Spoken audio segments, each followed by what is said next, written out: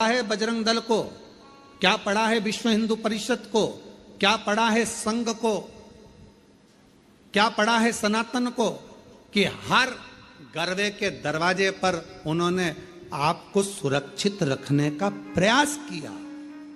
हर गर्वे के दरवाजे पर, हर गरबा पंडाल में वो आपको मैसेज डाल रहे हैं, बैनर लगा रहे हैं, आप सुरक्षित रहे। उनको क्या पड़ रहा है? केवल इसलिए कि आप किसी गलत के हाथ ना आ जाओ और तुम्हारे टुकड़े फ्रिज में या अटैची में मिले, ये वो नहीं चाहते। तुम्हारे टुकड़े फ्रिज में या अटैची में मिले, ये वो नहीं चाहते हो। उनको कुछ नहीं पड़ रहा, फिर भी आपके लिए झगड़ रहे हैं, आपके लिए लड़ रहे हैं, आगे बढ़ रहे हैं कि आप सुरक्षित रहें, आपकी रक्षा।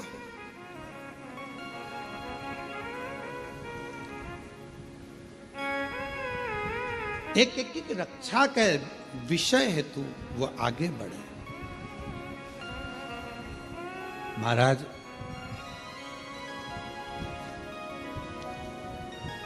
आप उस पर आश्रित होकर, जब बच्चे ने लिखा कि कहीं कुछ नहीं हो सकता, तब हार कर शिव की शरणागति। क्या करा? केवल शंकर के मंदिर में झाड़ू पोछा और बाबा को नमन प्रणाम।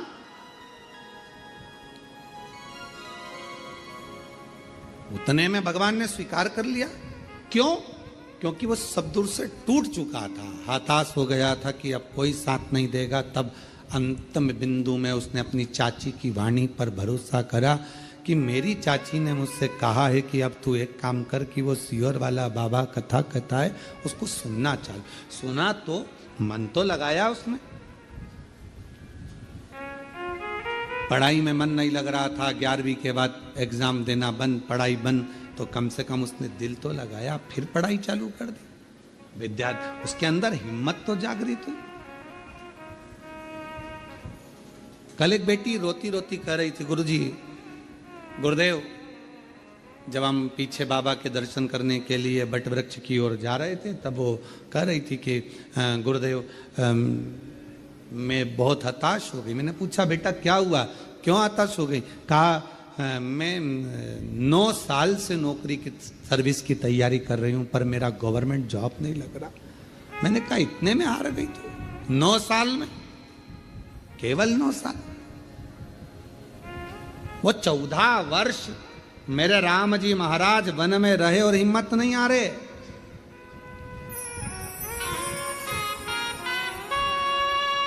और तू 9 वर्ष में हार गई बेटा।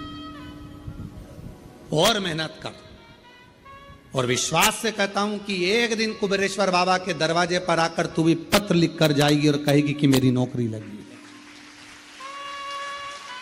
हिम्मत नहीं हारना हमको। आज सबसे ज्यादा जरूरी, कोटा राजस्थान में कोचिंग होती है, हजारों लाखों बच्चे कोटा राजस्थान में जाकर कोचिंग करते हैं, पढ़ाई करते हैं और एग्जाम देते हैं, टेस्ट होता है, उनकी परीक्षा होती है। कई बच्चे हिम्मत हार कर सुसाइड कर लेते हैं। क्यों करना सुसाइड? कौन ने कहा कि तुम इतनी जल्दी हिम्मत हार गए?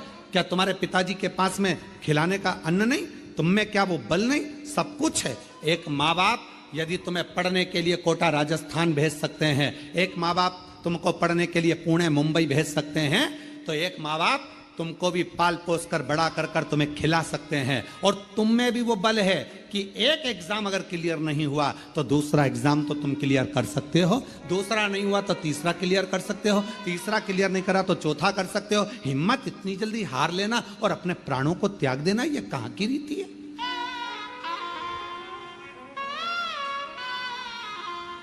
अपनी हिम्मत को मत हारो, अपने विल पावर को कभी कमजोर मत होने दो। कितनी सुंदर कथा है। माँ दुर्गा भवानी के 9 रूपों में आती है। एक माँ चंद्र घंटा की कथा। कौन सी माता है? चंद्र घंटा। कब की कथा है ये? चंद्र घंटा माता की कथा वर्णन करती है कि माँ का ये रूप कब प्रकट हुआ, कब?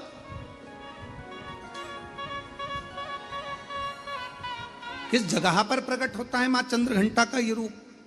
ये उस समय की कथा है जिस समय पर भगवान शंकर मां पार्वती को ब्याहने के लिए जा रहे हैं, शादी हो रही। शिव जी दूल्हा बने हैं, मां पार्वती जी दुल्हन बनी है। भगवान ओघड़दानी दूल्हा बनकर चले और पार्वती जी दुल्हन। खूब सारे भगवान शिव जी को श्रृंगार करने वाले ढेरों आए।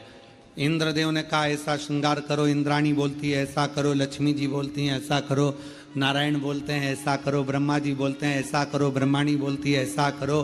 खूब सारे पार्लर वाले आए पर शिव जी का श्रृंगार नहीं हो पाया। शिव जी का श्रृंगार नहीं हो पाया। इतना जल्दी मेरे भोले बाबा तैयार नहीं होते। कभी कभी तुम्हारे घर में छोटे से लाडले ठाकुर जी, कल्लू जी, छोटे से भगवान हैं, आप उनको मुकुट पहना रहे हो वो गिरा रहे हैं, आप उनको बांसुरी रख रहे हो गिरा रहे हैं, आप उनको कपड़े पहना रहे हो वो पहन नहीं रहे। कभी कभी आप उनका श्रृंगार कर रहे हो वो टूट जा रहा है। कभी कानों का पहनाते हो तो एक कान का निकाल देता है, कभी तिलक लगाते हो तो तिलक गिरा देता है, कभी नगबेसर पहनाते हो नगबेसर गिरा देता है। आप इतने परेशान हो जाते हो कि आखिरी में जम के चिपका देते हो। बोलो बोलो सही है कि गलत है? अब की बार तुमने उठाया जम के चिपका दिया, तुम कितनी भी जम के चिपका दो वो थोड़ी देर बाद फिर गिर गया, फिर गिर गया।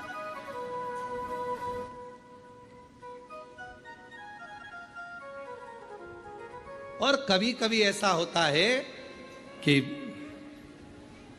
1, 2 मिनट, 5 मिनट, 10 मिनट में पूरा श्रृंगार हो जाता। कभी कभी तो परेशान कर दे, कभी कभी श्रृंगार कर। क्यों? आपके आदन पहनते हैं, कभी नहीं पहनते, उनके ऊपर। अब बाबा को दूल्हा बनाना या शंकर भगवान को सजाना कोई सरल बात है? सरल है? बहुत कठिन, बहुत कठिन। सब देवता हार गए, श्रृंगार नहीं कर पाए सब। और संपूर्ण भारतवासियों को, संपूर्ण देशवासियों को, संपूर्ण सनातनियों को इस कथा में से एक बात सीख लेना चाहिए।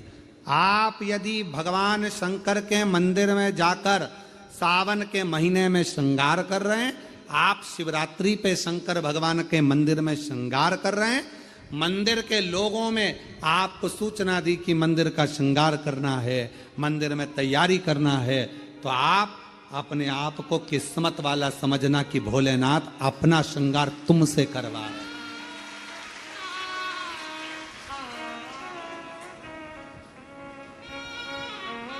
भोले बाबा आपसे श्रृंगार करवा रहे हैं।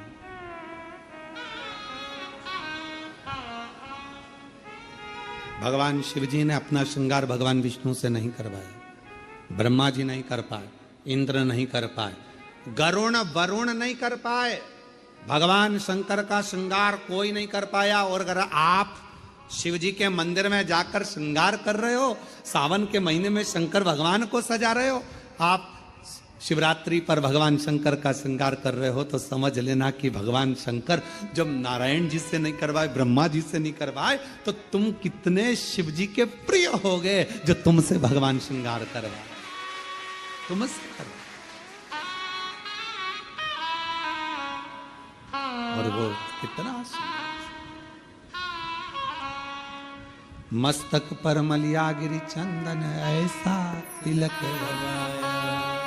बाबा अगर आप सज रहे हो और हमसे सजवा रहे हो तो ये तो हम पर आपकी करुणा, हम पर कृपा है। पर किसी किसी को अहंकार आ जाता है, मंदिर में तैयार करते करते किसी किसी को अभिमान आ जाता है, अगर मैं मंदिर नहीं गया तो श्रृंगार नहीं होगा।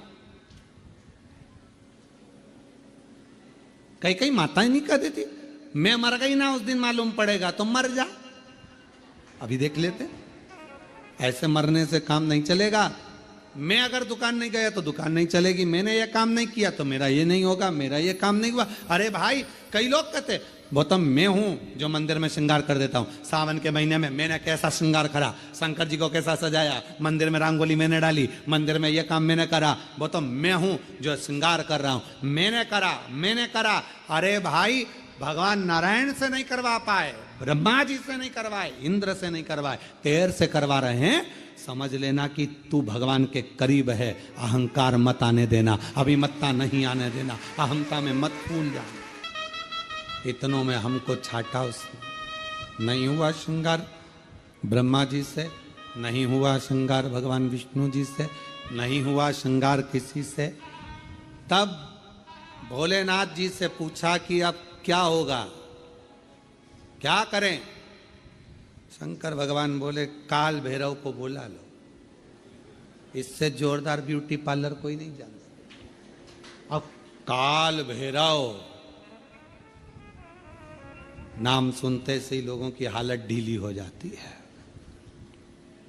काल भैरव, बटुक भैरव, ओहो बाल भैरव, नाम सुने तो आदमी के आगे आधे से ज्यादा के पसीने छूट जाते। काल भैरव, भयंकर रूप, बड़े विकराल नयन, दंत, स्वरूप काला, भयंकर बाल, त्रिपुंडा लगा हुआ।